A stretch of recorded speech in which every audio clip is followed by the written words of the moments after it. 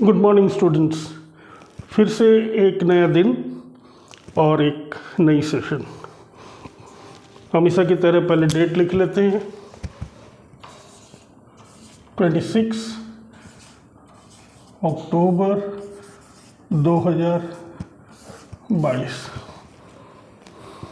अरे camera on होते ही आप सोच रहे होंगे ये क्या आ गया, ये तो कोई पता नहीं डायनासोर टाइप का कुछ जानवर सा लग रहा है।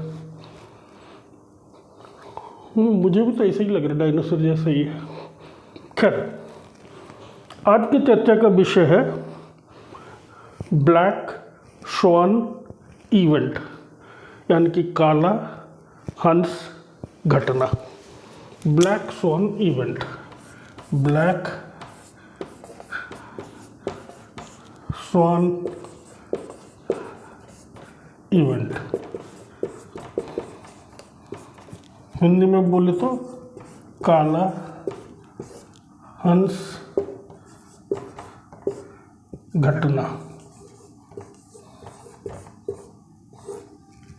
ठीक है, काला हंस घटना, ब्लैक स्वान इवेंट।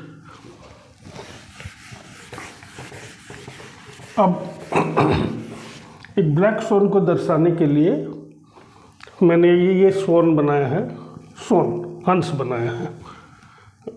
ठीक है, थोड़ी देर के लिए मान लीजिए कि ये स्वान का पिक्चर है। ठीक है, ताकि समय की ज़्यादा मतलब कंजम्पशन, टाइम कंजम्पशन ज़्यादा ना हो, इसीलिए मैंने पहले से बना रखा है एक स्वान, वो भी काला रंग का। अच्छा, ब्लैक स्वान इवेंट जो है यानी कि काला हंस घटना, पहले तो ये है कि दो चीज़ें होती हैं। बतख तो आप लोगों ने सबने देखी है, हर जगह दिख जाती हैं। गांव में तो दिखती हैं, शहरों में भी कहीं पॉन्ड वगैरह हो यानी कि तालाब वगैरह हो तो बतख तो नॉर्मली दिख ही जाती है, सबने देखी ही है बतख। तो लगभग सब बतख जो है वो ब्लैक कलर के ही होते हैं। लगभग, मैं ये नहीं कह रहा हूँ सारे बतख ब्लैक कलर के होते हैं, वाइट कलर के ही बतख होते हैं। ठीक है, लेकिन बतख और हंस में फ़र्क होता है। यानी कि बतख, जिसको इंग्लिश में क्या बोलते हैं, डक। बतख को इंग्लिश में क्या बोलते हैं, डक। बतख या बतख जो भी है उसको बोलते हैं डक। ठीक है, और ये जो है हंस, इसको क्या बोलते हैं, स्वान। बतख और हंस में फ़र्क क्या होता है? बतख और हंस में फ़र्क ये है, अब देखेंगे जो हंस होता है ना, आप लोगों ने देखा है डेफिनेटली, कई लोगों ने देखा होगा, जो स्वान जो है उसके गर्दन जो है काफ़ी बड़ा होता है, काफ़ी लंबा होता है, और स्वान जो है भारी भी होता है, बड़ा भी होता है, और बतख जो है छोटा होता है, उसका गर्दन छोटा होता है, स्वान का गर्दन बड़ा होता है। आपने ज़ू में भी देखा होगा या कोई विलेज एरिया में कहीं ट्रैवल कर रहे होंगे तो देखा होगा।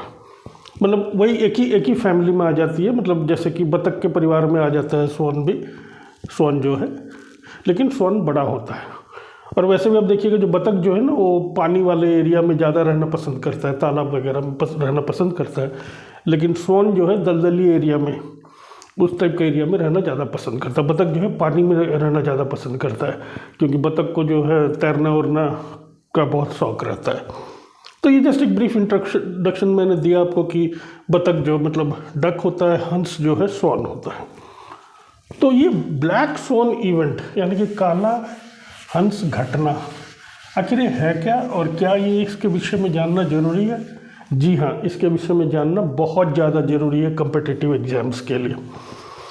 और आज सिर्फ और सिर्फ मैं ये ब्लैक स्वान इवेंट के बारे में बताऊँगा, क्योंकि इससे रिलेटेड टॉपिक्स जो है, इकोनॉमिक्स में कई सारे इससे रिलेटेड टॉपिक्स है, वो मैं फ्यूचर में आप लोगों के साथ डिस्कस करूँगा ब्लैक स्वान इवेंट से। ठीक है, अब ये जो ब्लैक स्वान क्या मतलब, ये टर्म कहाँ से डेवलप हुआ? पहले तो इसकी एक छोटी सी कहानी बता देते हैं।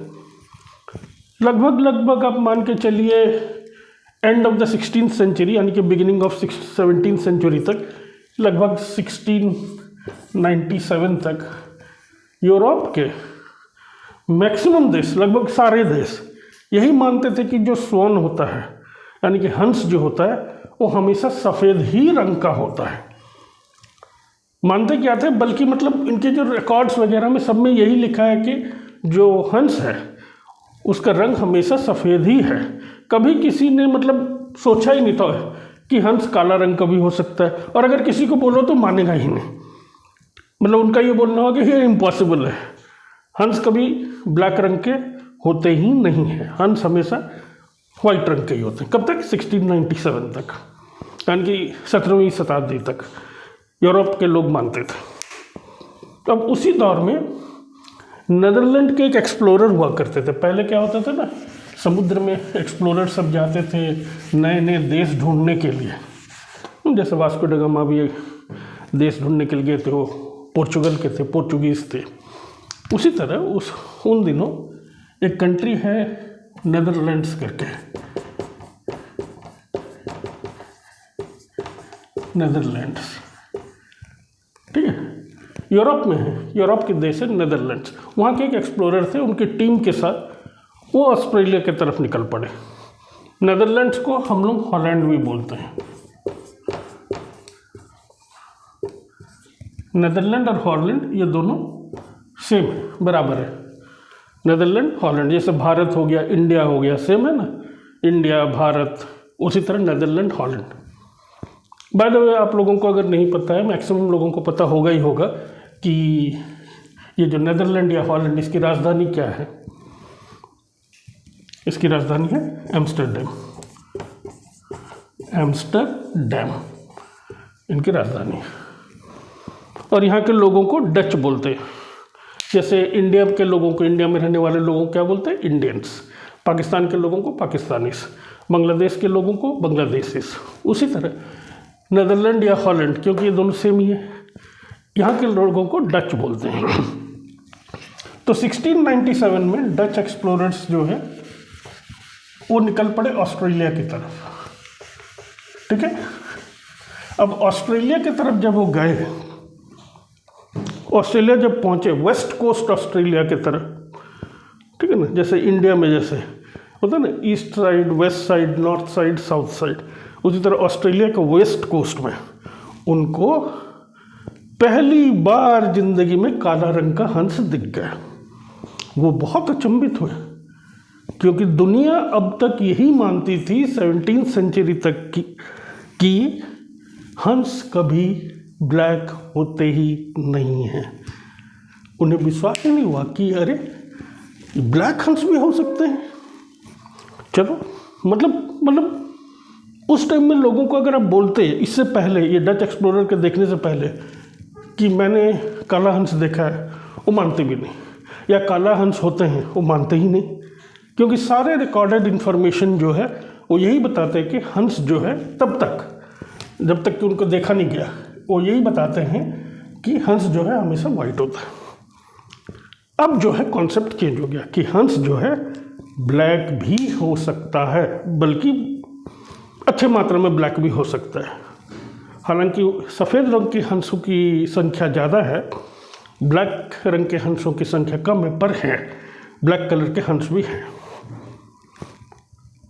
तो ब्लैक स्वैन इवेंट जो है, इसी काला हंस का जो देखा गया, काला हंस, इसी से रिलेटेड है ब्लैक स्वैन इवेंट।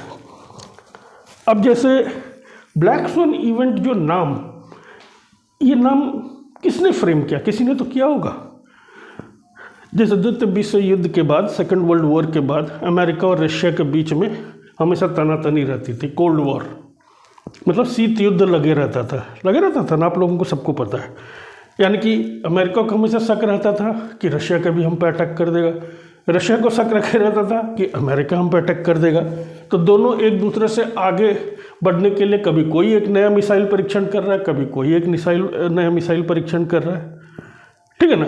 तो दोनों, तो ये जो टर्म, जो कोल्ड वॉर, शीत युद्ध, ये किसने कॉइन किया था, किसने बनाया था मतलब क्या, ये वर्ड निकाला किसने था, ये टर्म कोल्ड वॉर, शीत युद्ध, उनका नाम था बर्नार्ड बारूच, ठीक है, याद रखिएगा, बर्नार्ड बारूच। तो अब जो है आज की डेट में एक बहुत ही इंटेलिजेंट मैथमेटिशियन है, वो मैथमेटिशियन भी है, स्टैटिस्टिशियन भी हैं, मैनेजमेंट के भी किए हुए हैं, और पीएचडी भी है उनके पास, डॉक्टरेट भी है। और आज की डेट में वो प्रोफेसर भी हैं, न्यूयॉर्क में प्रोफेसर है। ठीक है, उनका नाम क्या है? नासिम निकोलस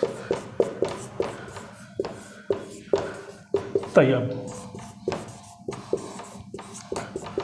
तो इनको याद रखने के लिए मैंने ये हमेशा NNT बोलता हूँ ताकि मुझे याद रहे। NNT यानी कि ब्लैक स्वैन इवेंट।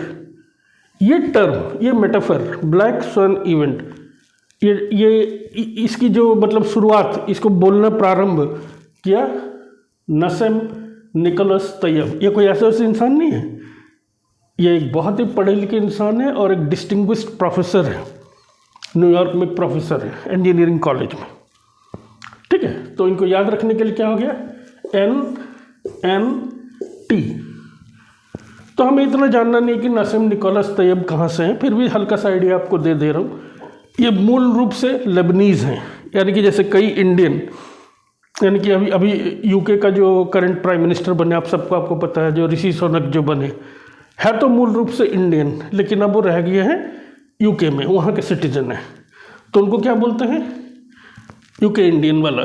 उसी तरह अमेरिकन इंडियन या इंडियन अमेरिकन जो बोलते हैं, यानी कि अगर कोई इंडिया से अमेरिका में जाकर रहना शुरू कर दिया, वहाँ का परमानेंट सिटीजन बन गया, अब वही उसका कंट्री बन गया।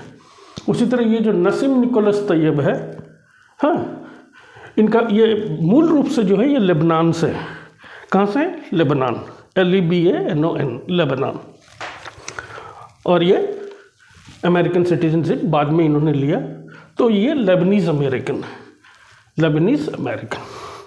तो यहाँ तक याद रखिए, नाम याद रह गया, नासिम निकोलस तैयब, NNT। 2001 में इन्होंने सबसे प्रथम ये ब्लैक स्वैन इवेंट का चर्चा किया, और फिर 2007 में इन्होंने किताब लिखा था, उस किताब में ब्लैक स्वैन इवेंट के बारे में बताया। ठीक है, 2001 में उन्होंने चर्चा प्रारंभ किया था, 2007 की किताब में किताब का नाम ही रखा था उन्होंने ब्लैक स्वैन इवेंट करके, ऐसा कुछ किताब है जो नासिम निकोलस तैयब। हालांकि मैंने अभी उसको पढ़ा नहीं है, कभी अगर मुझे मौका मिला तो मैं ज़रूर पढ़ना चाहूँगा ब्लैक स्वैन इवेंट के बारे में। अब ये इकोनॉमिक्स के में आगे चल के जब हम लोग वर्ल्ड इकोनॉमी डिस्कस करेंगे कई सारे, तो ये ब्लैक स्वैन इवेंट जो है काफ़ी महत्वपूर्ण चीज़ है, महत्वपूर्ण विषय है। और ये चीज़ जो जैसे आपको मैंने बताया, ब्लैक स्वैन जो है, कोई उस ज़माने में 17वीं सेंचुरी में किसी को बोलो ब्लैक स्वैन के बारे में तो कोई मानता नहीं। मतलब क्या कि इम्प्रॉबेबल है ना, मतलब हिंदी में क्या बोलेंगे? इम्प्रॉबेबल मतलब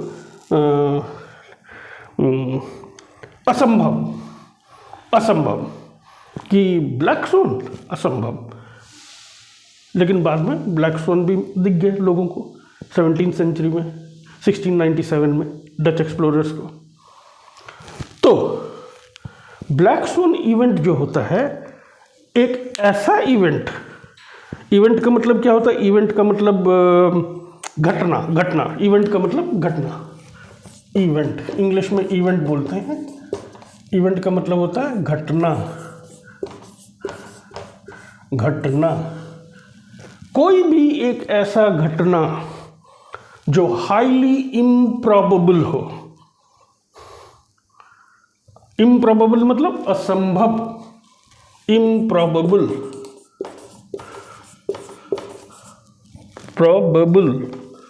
इम्प्रॉबेबल मतलब असंभव।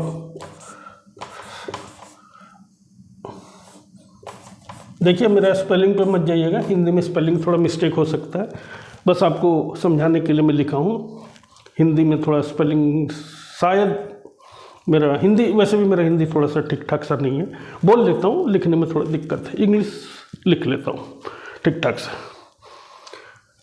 ठीक है, तो ब्लैक स्वैन घटना उस घटना को बोलते हैं जो हाईली इम्प्रॉबेबल हो, सबसे पहला। और दूसरा चीज है क्या? अनप्रेडिक्टेबल। इसको प्रेडिक्ट कर पाना, ऐसे घटनाओं को प्रेडिक्ट कर पाना, ब्लैक स्वैन घटनाओं को प्रेडिक्ट कर पाना, मुश्किल ही नहीं, नामुमकिन है। यहां तक क्लियर है?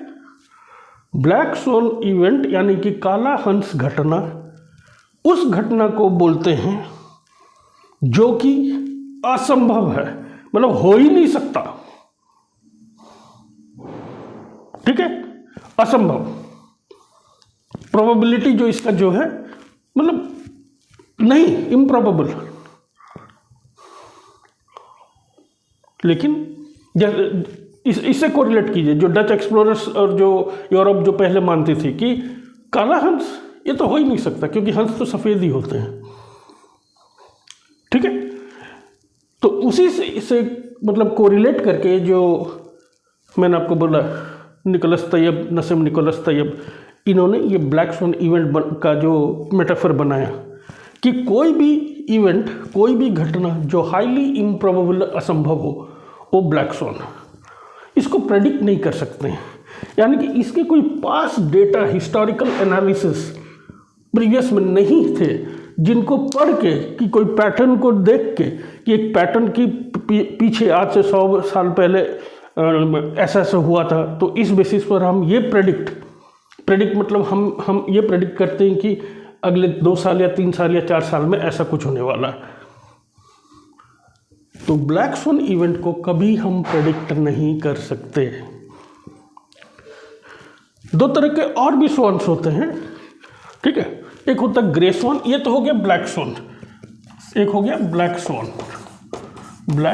स्वॉन इवेंट जो मैंने आपको बताया, एक हो गया ग्रे स्वॉन इवेंट,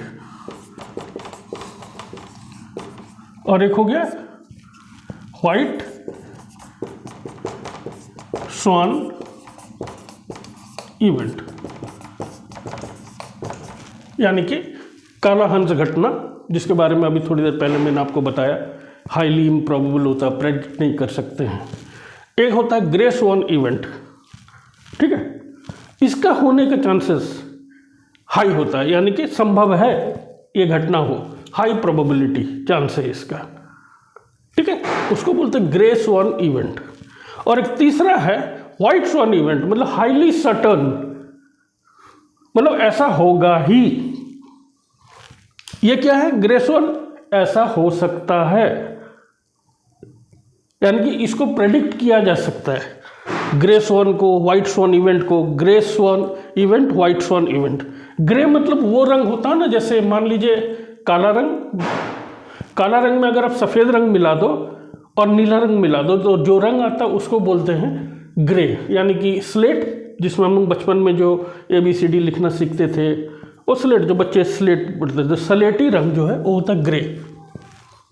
तो यहाँ तक याद आ गया। एक हो गया black swan event, grey sworn event, white sworn event. आज की डेट में वर्ल्ड को जो सबसे ज़्यादा इम्पोर्टेंट चर्चा में चल रहा है पिछले 1.5-2 महीना में, इवन इंडिया में भी, रिजर्व बैंक ऑफ इंडिया भी इससे बहुत ज़्यादा कंसर्न्ड है ब्लैक स्वॉन इवेंट को लेकर।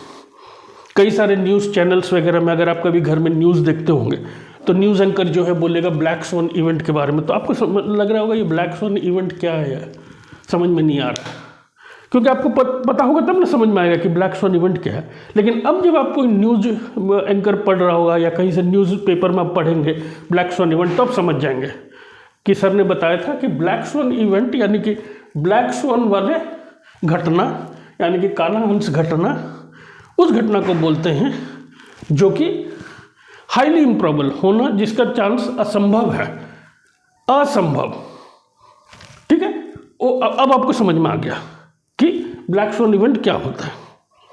तो फिलहाल के लिए जो है हमारा जो मेजर इंटरेस्ट जो है ब्लैक स्वॉन इवेंट पर है, तो अभी जो है ग्रे स्वॉन इवेंट, इसको ग्रे स्वॉन इवेंट और व्हाइट स्वॉन इवेंट को हम लोग इग्नोर करते हैं, ये अभी हम लोग चर्चा नहीं करेंगे।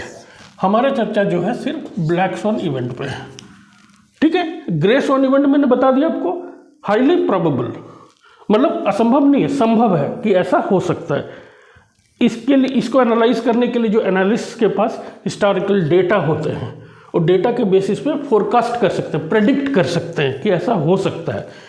ब्लैक स्वॉन को कभी नहीं प्रेडिक्ट कर सकते, क्योंकि अगर कोई इवेंट है ना, कोई घटना को प्रेडिक्ट कर दे कि ऐसा होने वाला है, अगर सही में प्रेडिक्ट कर दे तो फिर वो ब्लैक स्वैन इवेंट होगा ही नहीं, क्योंकि ब्लैक स्वैन इवेंट कभी भी प्रेडिक्ट नहीं किया जा सकता, कभी बताया नहीं, वो एकदम से अचानक से आता है और एक बहुत बड़ा इम्पैक्ट क्रिएट कर देता है।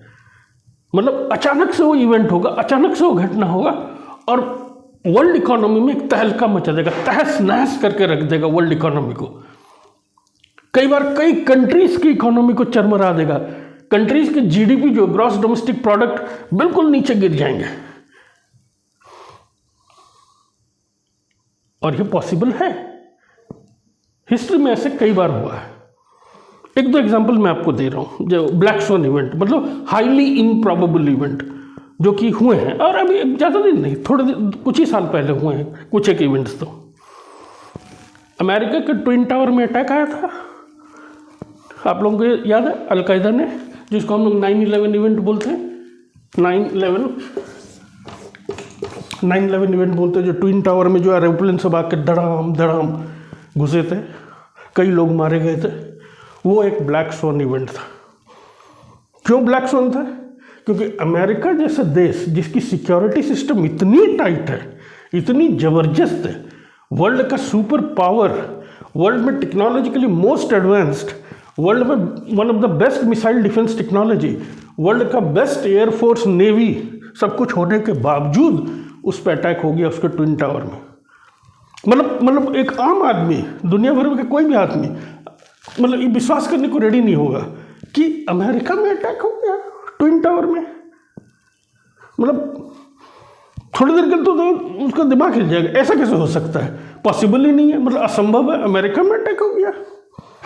वो एक ब्लैक स्वैन इवेंट था क्योंकि उसको कभी की कोई प्रेडिक्ट नहीं कर पाया था कि ऐसा भी हो सकता है। और बताइए, सोवियत रूस, पहले जो था USSR, union Soviet socialist Republic था ना, यूएसएसआर, 91 में, सन 1991 में 15 देशों में वो टूट गया। ये सब भी आप लोग जानते हैं, वो भी एक ब्लैक स्वैन इवेंट था। क्योंकि मतलब किसी को यकीन नहीं हो सकता था कि इतना बड़ा देश, वो भी एक सुपर पावर है, जहाँ पर कि लोगों की quality of life, standard of living इतना अच्छा है, इतना डेवलप्ड टेक्नोलॉजी है, वो देश भी टूट सकता है। पर वो टूटा और उसको कोई प्रेडिक्ट भी नहीं किया था। प्रेडिक्ट मतलब कोई बता भी नहीं पाया था कि सोवियत रूस भी टूट सकता है, मतलब असंभव वाली चीज़, वो भी एक ब्लैक स्वैन इवेंट थी।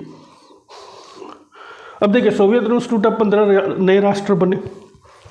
अब उन राष्ट्रों का नाम याद रखने का प्रयास कीजिएगा जितने, मतलब जैसे कि एक तो रशिया हो गया, अब तो यूएसएसआर अब नहीं रहा, यूनियन सोवियत सोशलिस्ट रिपब्लिक नहीं रहा क्योंकि टूट गया।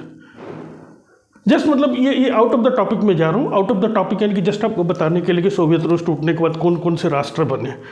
एक तो हो गया रशिया, जो कि मेजर पोर्शन अभी है यूएसएसआर का, जो पहला यूएसएसआर था उसका मेजर पोर्शन रशिया है।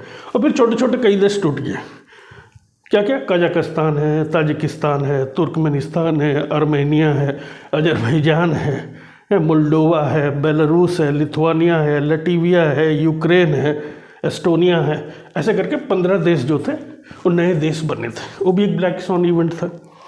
वर्ल्ड वॉर 1, प्रथम विश्व युद्ध, ये भी एक ब्लैक स्वैन इवेंट था। उस समय यूरोप में या कहीं पर भी, इंडिया के तो छोड़िए, इंडिया में तो उस टाइम छोटे छोटे राज्य हुआ करते थे, एक संगठित भारत नहीं हुआ करता था। यूरोप में मतलब जो है, किसी ने सोचा नहीं था कि एक वर्ल्ड वॉर, एक विश्व स्तरीय लड़ाई शुरू हो सकता है, जिसमें कि वर्ल्ड में कई कंट्रीज इन्वॉल्व होंगे, कई लोग मारे जाएंगे। कभी किसी ने सोचा ही नहीं था। बाय द वे,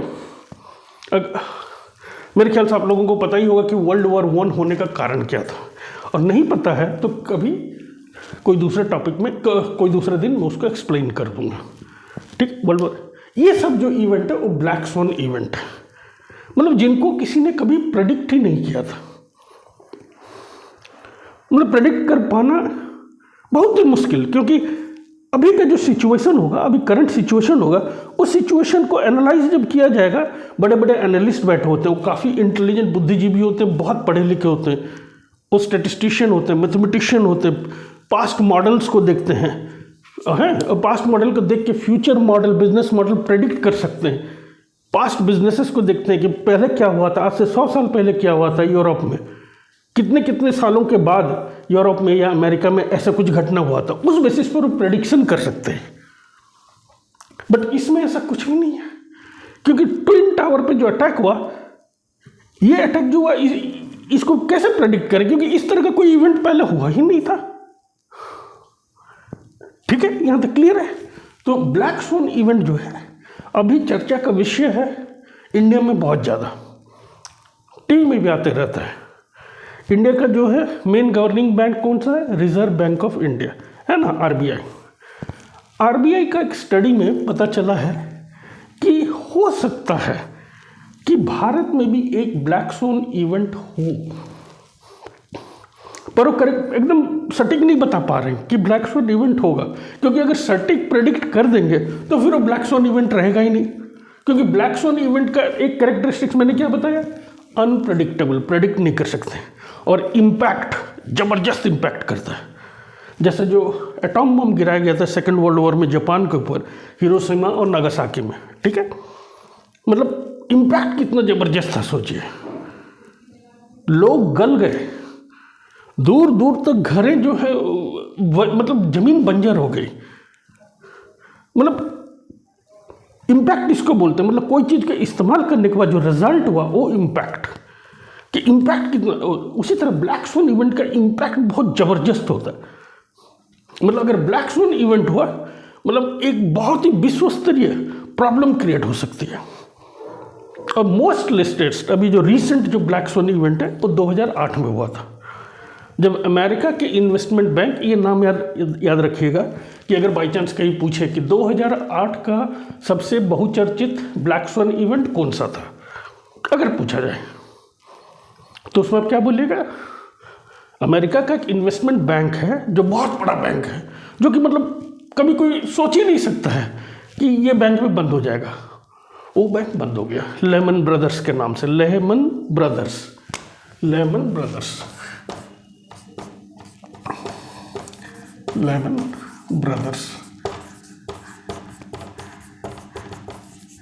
ठीक है, अमेरिका का।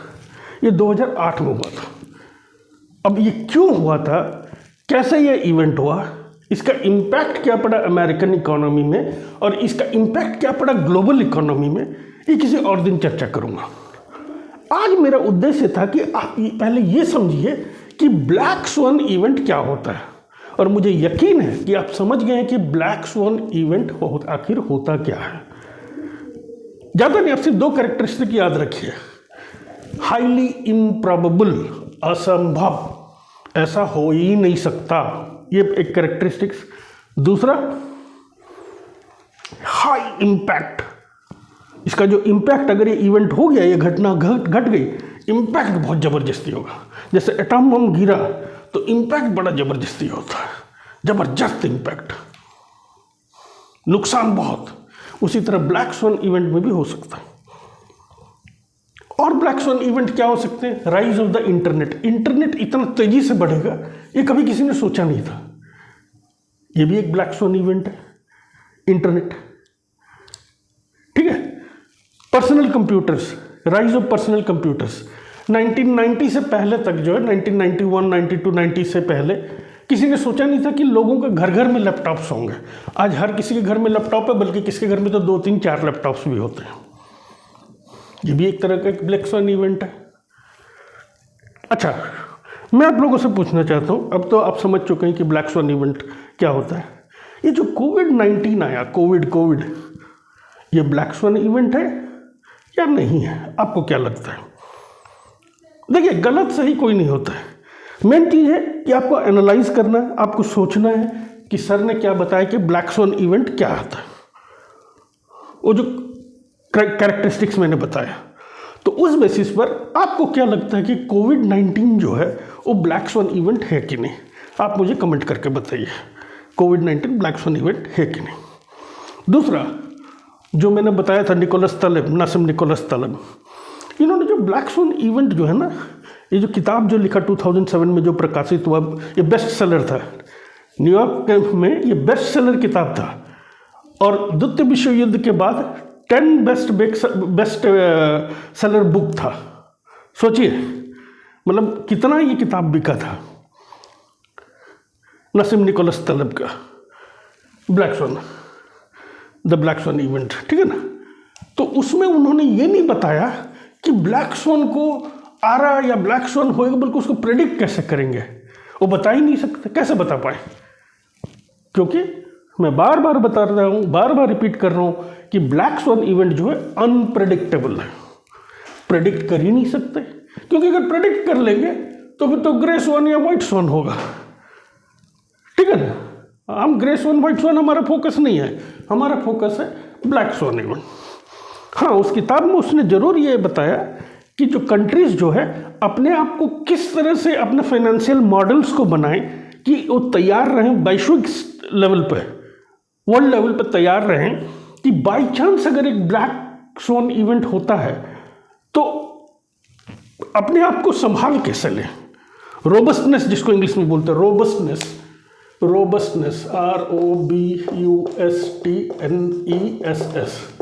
मतलब कंट्रीज को रोबस्ट कैसे बन सकते हैं, ताकि अगर इस तरह का कभी फ्यूचर में कोई ब्लैक स्वॉन इवेंट आता है तो रोबस्टनेस कंट्री में होना चाहिए ताकि वो रेजिलिएंट हो सके। इंग्लिश में एक वर्ड होता है रेजिलिएंट, मतलब स्प्रिंग बैक, मतलब जो परिस्थिति ब्लैक स्वॉन इवेंट से पहले थी, ब्लैक स्वॉन इवेंट के बाद कंट्री में इतनी रोबस्टनेस हो कि वापस से वो पुरानी लेवल पे, पुरानी स्थिति पे आ जाए। इसको बोलते हैं रेजिलिएंट, रेजिलियंस बोलते हैं, रेजिलिएंट बोलते हैं, जो भी बोलते हैं, ठीक है। रोबस्टनेस इस पर उन्होंने लिखा है ये किताब।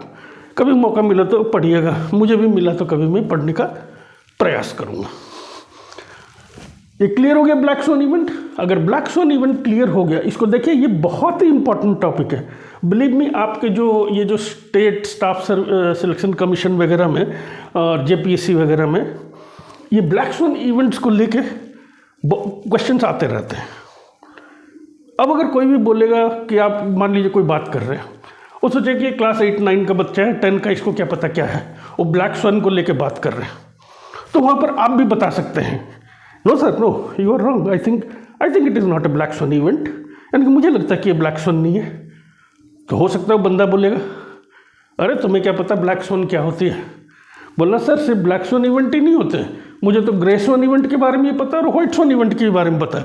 तब बंदे को लगेगा हाँ है तो स्कूल में 8 में 9 में या 10 में, पर ये भाई साहब को ब्लैक स्वॉन इवेंट के बारे में पता है। तो देखिए, नॉलेज एक ऐसी चीज़ है ना जो कि आपको हर जगह इज्जत दिलाती जरूर है। पैसा आते जाते रहता है, कोई कुछ लेके जाने वाला है नहीं, ये तो गारंटेड है। स्कूल में भी कई साल मैं आपको बता चुका हूँ, चाहे आप अरबपति हो, करोड़पति हो, लखपति हो या हजारपति हो, या मेरे जैसा बंदा जो कि मतलब अपना इनकम कर रहा है और अपना परिवार चला रहा है, जाएंगे हम सब एक दिन। तो चीज़ ये है कि हमें अपनी नॉलेज को हमेशा बढ़ाते रहना है और बांटते रहना है। नॉलेज को संकुचित करके नहीं रखना है। मेरे पास है तो मेरे पे रहे, दूसरे को सिखाऊंगा तो सीख जाएगा। अरे अच्छी बात है ना, दूसरे को सिखाओगे सीख जाएगा। तो हाँ, एक चीज़ बोलकर मैं ये टॉपिक क्लोज कर रहा हूँ कि RBI की एक स्टडी के अनुसार, जो अभी थोड़ी देर पहले मैं बता रहा है कि इंडिया में एक ब्लैक स्वॉन इवेंट हो सकता है, क्योंकि मतलब ऐसे संभावना है कि जो विदेश के इन्वेस्टर्स हैं, फॉरेन के इन्वेस्टर्स जो कि इंडियन स्टॉक मार्केट वगैरह में पैसा लगा रखे रहते हैं, वो $100 बिलियन, $100 बिलियन हो सकता है कि वो इंडियन मार्केट से निकाल लें। आप समझ रहे हैं $100 बिलियन कितना होता है? लगभग 8 लाख करोड़ रुपया। 8 लाख करोड़ बहुत पैसा होता है। ये जो हमारा GDP है ना, इंडिया का GDP, इसका लगभग 3.5%, 3.2 या 3.3% होगा GDP का, 3.2%, और इससे ज़्यादा भी हो सकता है ये जो फॉरेन इन्वेस्टर्स। तो ऐसा RBI को लगता है कि ऐसा हो सकता है 3.2%। अच्छा, किसी और दिन मैं आपको ये बताऊंगा, जब वो अमेरिकन फाइनेंशियल क्राइसिस 2008 में हुआ था, उस टाइम जो है इंडिया में इसका इम्पैक्ट ज़्यादा कुछ देखने को नहीं मिला, क्यों नहीं हुआ इंडिया में इतना ज़्यादा इम्पैक्ट, ये चीज़ मैं किसी दिन किसी और क्लास में बताऊंगा। मैं तो आप सबको बोलते रहता हूँ, अगर आपको लगता है कि कोई एक इंटरेस्टिंग टॉपिक है जिस पर की चर्चा होना चाहिए या जिस पर क्लैरिफिकेशन होनी चाहिए, तो आप मुझे कमेंट करके लिख के दीजिए, हम प्रेजेंट ज़रूर करेंगे। तो अब और ज़्यादा मैं आपका समय नहीं लूँगा, आप समझ चुके हैं। और हाँ, एक छोटी सी चीज़ जो है, जो आपको बता देता हूँ, आप ही के हित में होगा ये जानना। जैसे इंडिया में जब हम लोग डेट लिखते हैं, जैसे मैंने लिखा, पहले क्या लिखते हैं, डेट, मंथ, ईयर, है ना। पहले तारीख, इंडिया में इंडियन सिस्टम क्या है, पहले डेट, फिर मंथ और फिर ईयर, ऐसे ही लिखते हैं हम लोग इंडिया में। डेट 26 तारीख, महीना अक्टूबर, ईयर। और अमेरिका में थोड़ा सा अलग लिखते हैं, ये उनका तरीका है। क्या लिखते हैं अमेरिका में, कैसे लिखते हैं अमेरिका में या यूएसए में, मंथ पहले लिखते हैं, फिर डेट और फिर ईयर। अब आप कहेंगे सर ये बताने की ज़रूरत क्या थी कि अमेरिका में ऐसे लिखते हैं। बताने की ज़रूरत इसीलिए थी क्योंकि हम लोग ये जो बार बार ये उच्चारण करते रहते हैं ना, 9/11 इवेंट, इंडिया पैटर्न से सोचिए तो आप क्या सोचेंगे बताइए। डेट 9 तारीख 11वां महीना, यानी कि नवंबर 9, यही समझेंगे ना इंडियन पैटर्न में। लेकिन एक्चुअल क्या है, वो 9 क्या है, मंथ, क्योंकि अमेरिका के हिसाब से वो बोलते हैं 9/11 अटैक। और आपको याद हो 9/11 अटैक जो है सितंबर में हुआ था, तो 9 मंथ कौन सा होता है, सितंबर। ये कौन सा है, ईयर, 2011, इसीलिए 9/11 बोलते हैं। मेरा उद्देश्य आपको ये यही था बताने के लिए कि अमेरिका का पैटर्न है पहले मंथ, डेट, ईयर। ठीक है, आशा करता हूँ कि आज का ये जो डिस्कशन है आपको इंटरेस्टिंग लगा हो, और आगे ऐसे हम लोग नए टॉपिक्स लाते ही रहेंगे। इसको मैं जल्दी ही अभी आपका ये सेशन क्लोज करने के बाद ही जाके अपलोड कर देता हूँ। और ये अपलोड होने में यूट्यूब में काफ़ी वक्त लग जाता है, एक्चुअली वो मेरे को एडिटिंग वगैरह आता नहीं है, तो जैसे भी जो अपलोड होता है, मतलब जो रिकॉर्ड होता है, मैं उसी को अपलोड कर देता हूँ। तो फिर से मैं आऊँगा कोई एक नया टॉपिक लेके, और भी इंटरेस्टिंग टॉपिक लेके, जो कि अब जो टॉपिक लाने का मेरा विचार है वो एक ऐसा टॉपिक जो कि जेपीएससी, खासकर जो झारखंड पब्लिक सर्विस कमीशन के लिए, झारखंड के लिए जो लोग ये जो BDO CO के एंट्रेंस देंगे जेपीएससी के थ्रू से, उसके लिए बहुत बहुत बहुत ज़्यादा इंपॉर्टेंट है, बहुत ही ज़्यादा इंपॉर्टेंट। हालांकि सेंट्रल सर्विसेज के लिए जैसे IAS, इसके लिए भी ज़रूरत है, लेकिन जेपीएससी के पॉइंट ऑफ व्यू से बहुत ज़्यादा इंपॉर्टेंट है। ये टॉपिक भी मैं लेकर आऊँगा। और आपके मन में अगर कोई ऐसा टॉपिक है जिस पर कि हम लोग चर्चा कर सकते हैं, कोई भी मतलब एरिया को, GS तो बहुत, जो जनरल स्टडीज है इसका जो स्फीयर जो है बहुत बड़ा होता है, पता है ना, मतलब ज्योग्राफी से हो सकता है, जनरल क्या बोलते हैं, करंट अफेयर से हो सकता है, फिजिक्स से हो सकता है, केमिस्ट्री से हो सकता है, बायोलॉजी से हो सकता है, किसी से भी आपको लगे कि ये टॉपिक इंटरेस्टिंग है, आप मेरे को कमेंट कीजिए, वो हम लोग उस पर चर्चा करेंगे। आज के लिए इतना ही बस। और ये चैनल का जो मैं लेक्चर्स जो बनाता हूँ, आप अगर डेली इस पर इतना ही समय दीजिए, ज़्यादा नहीं, आप समझिए कि मुझे 1 घंटा ये चैनल का एक वीडियो, क्योंकि मेरे वीडियो थोड़े लंबे होते हैं, मानता हूँ लंबे होते हैं, मुझे देखना है। बिलीव में आप भूलोगे नहीं, आपके कॉन्सेप्ट क्लियर हो जाएंगे। आप अभी क्लास 8, 9, 10 में भी हो, तो जब तक आप जो ये एंट्रेंस देने के एज में पहुंचोगे, यानी कि JPSC, Jharkhand public service commission, IAS या IPS देने के लिए पहुंचोगे एंट्रेंस, तब तक आपकी GS बहुत ज़्यादा क्लियर हो गया होगा। इसको लाइटली ना लें, ये आपकी भलाई के लिए मैं बोल रहा हूँ। और अगर जेपीएससी, IAS, IPS ना भी दें तो क्या फ़र्क पड़ता है, नॉलेज गेन करने में क्या दिक्कत है। तो पैसा तो नहीं लग रहे, बस थोड़ा टाइम लग रहा है, और आपका इंटरेस्ट होना चाहिए। ठीक है, तो अगली बार फिर से हाजिर होंगे एक नए सेशन में, एक नया टॉपिक लेकर।